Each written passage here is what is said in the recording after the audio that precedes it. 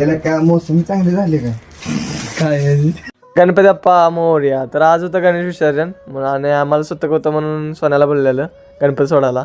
मग मी आणि सोन्या निघालो हिरीला. आमची दरवीची प्रथा आहे की वड्याला सोडायचं म्हणून आम्हाला सुतक आल्यामुळे या हिरीत सोडायला लागते. तिथं आपल्या मंदिरातला मंडळातला पण गणपती आणलेला.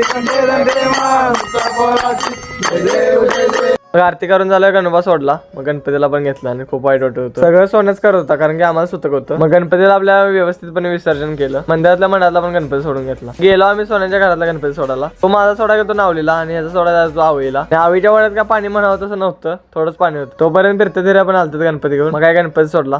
गणेश गणेश मोरया, पुढच्या वर्षी लवकर या. तर आता आम्ही वड्यातनं सोडून आलेलो आहे. कसं वाटतं तुला? फार दुःखात आहे आता, फार दुःखात आहे मी आता.